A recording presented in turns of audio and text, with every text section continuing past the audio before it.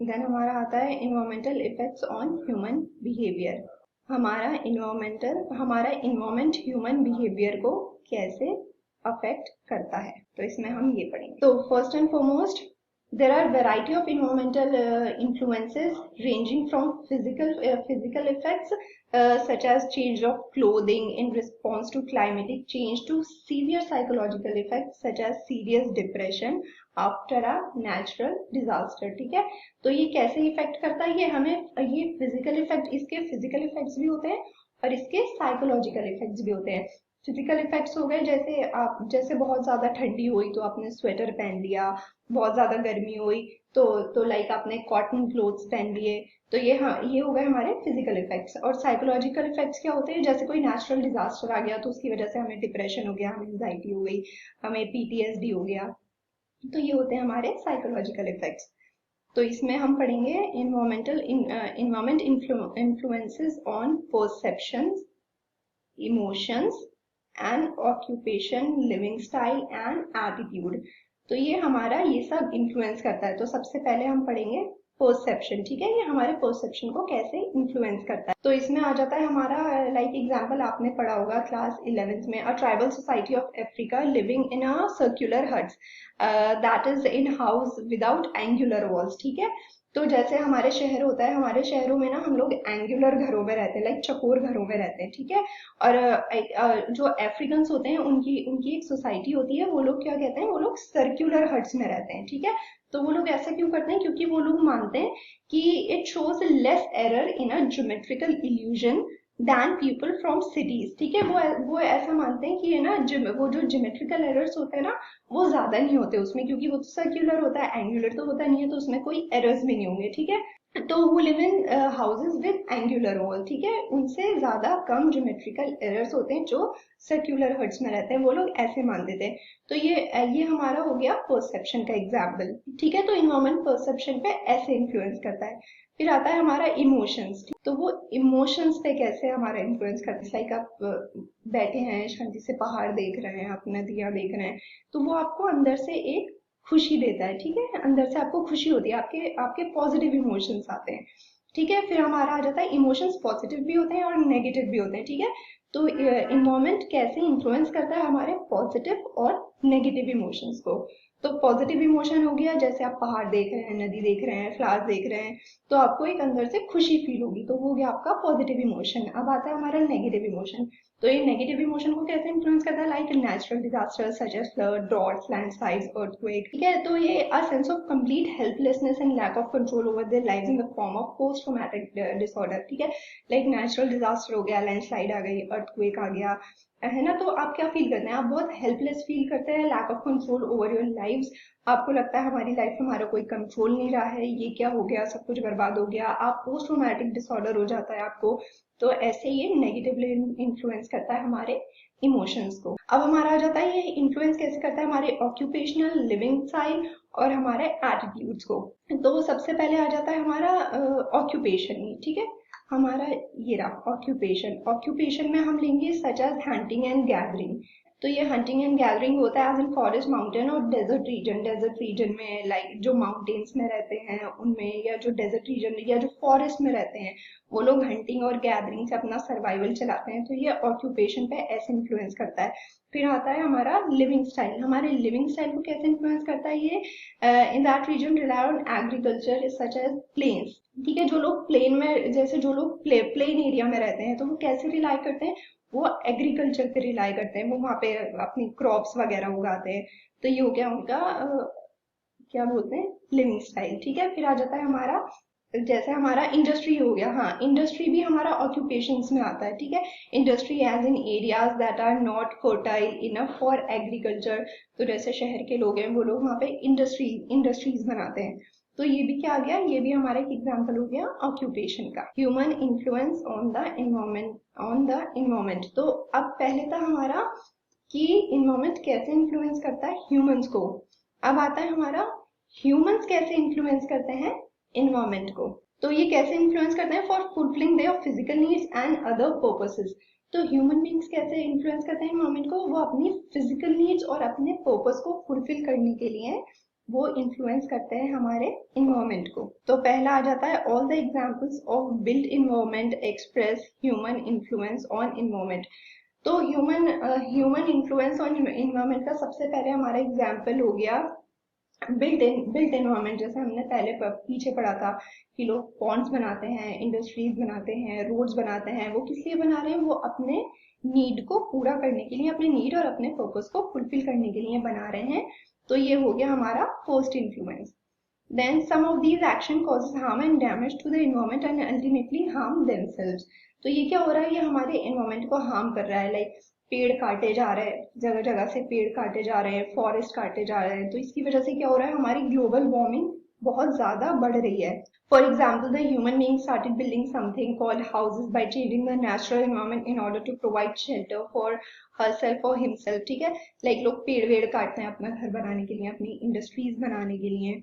तो वो क्या कर रहे हैं? वो नेचुरल इन्वायरमेंट को हार्म कर रहे हैं एक तरीके से। तो ऐसे ह्यूमन बीइंग इन्फ्लुएंस करते हैं इन्वायरमेंट को।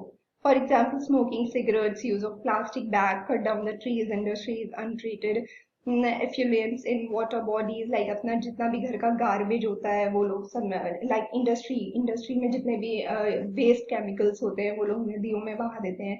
वाटर पॉल्यूशन होता है, लोग सिगरेट्स पीते हैं, उससे हमारा एयर पॉल्यूशन होता है।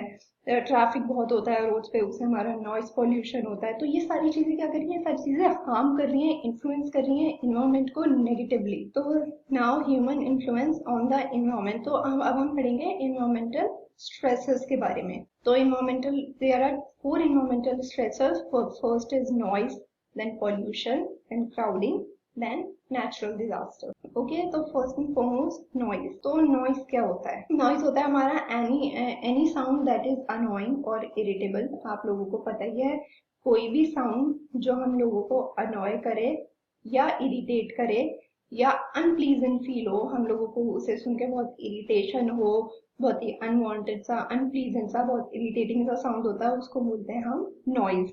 अगर हम ज्यादा ज्यादा टाइम के लिए, for a long period of time के लिए, अगर हम मतलब वो अनवांटेड अनप्लीजेंट नॉइज सुनते रहेंगे तो हमें क्या हो जाएगा? हमें हो जाएगा हियरिंग लॉस। हमें हियरिंग लॉस हो सकता है, हमारी सुनने की शक्ति कम हो सकती है या खत्म हो सकती है। तो noise has negative effects on mental activity. तो जो नॉइज होता है हमारा, वो मेंटल एक्टिविटी पे भी बहुत बुरा असर डालता है। Because it reduces concentration. इससे हमारा कंसंट्रेशन बहुत ज्यादा कम होता है। जैसे इससे ये हमारा मेंटल एक्टिविटी पे हमारा असर डालता है और इससे हमारा कंसंट्रेशन कम होता है। तो देयर आर 3 कैरेक्टरिस्टिक्स। इन कैरेक्टरिस्टिक्स हो गए हमारे नॉइस के, जो इफेक्ट करते हैं हमारी परफॉर्मेंस के, हमारी परफॉर्म कम करते हैं, रिड्यूस करते हैं। तो फर्स्ट हो गया हमारा इंटेंसिटी, सेकंड इज हमारा प्रिडिक्टेबिलिटी, देन हमारा हो गया कंट्रोलेबिलिटी। तो इनको हम एक एक करके समझते हैं। इंटेंसिटी क्या होता है?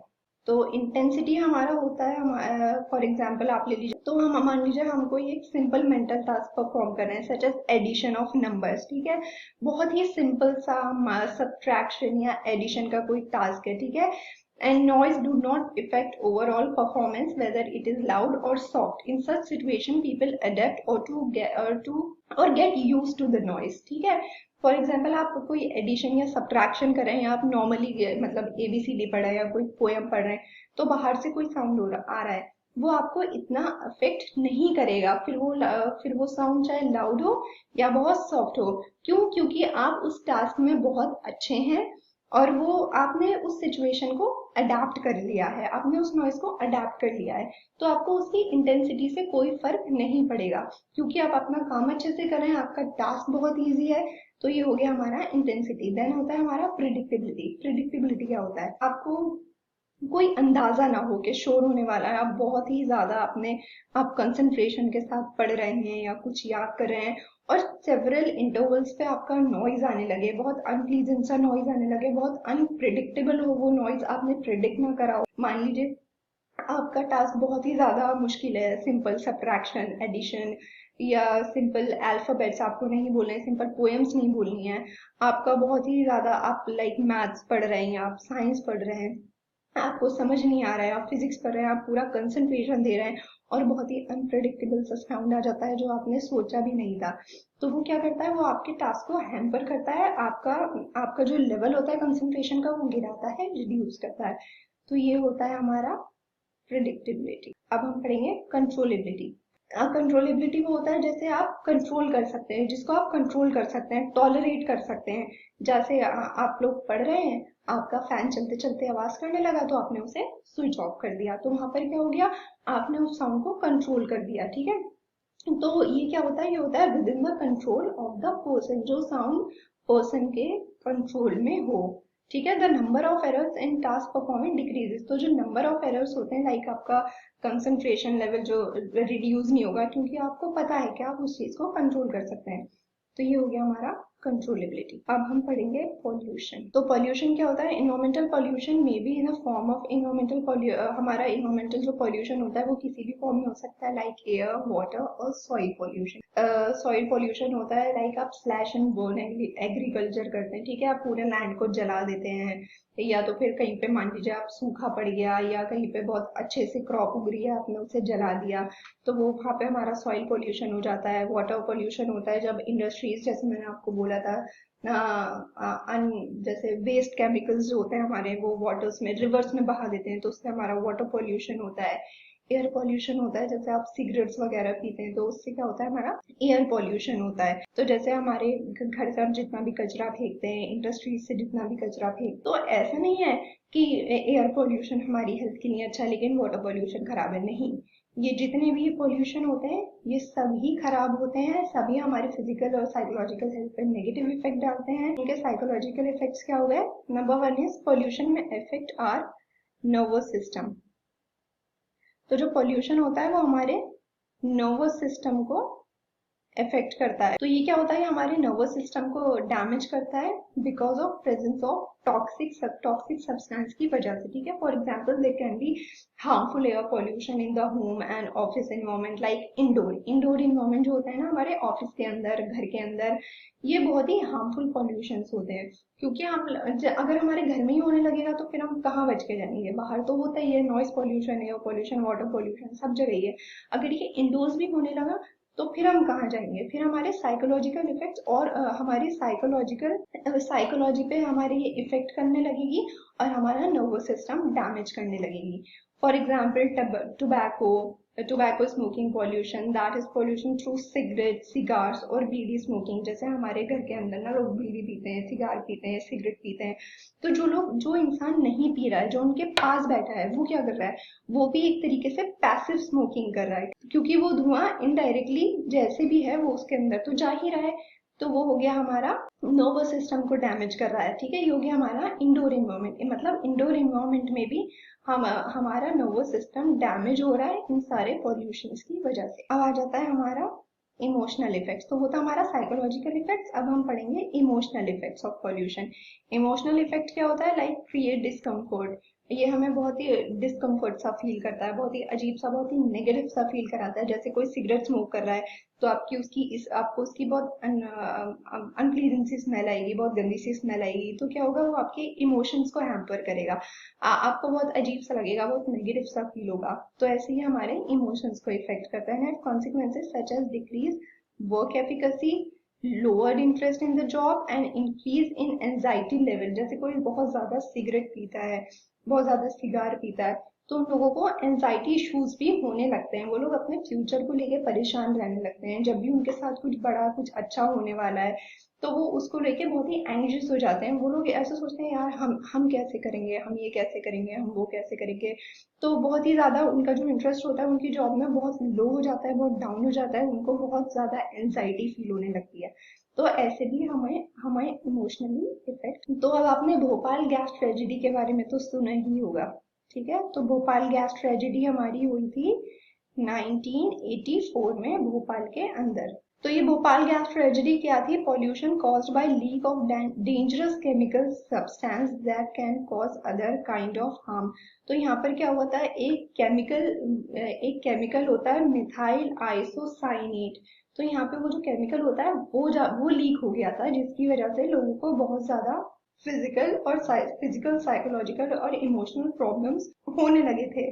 तो ये क्या होता है, that claims many lives also left behind psychological effects because of the gas. तो जिन लोगों ने ये गैस इनहेल करी थी, जैसे मैंने बोला, उनको बहुत सारे फिजिकल, साइकोलॉजिकल और इमोशनल इश्यूज होने लगे थे।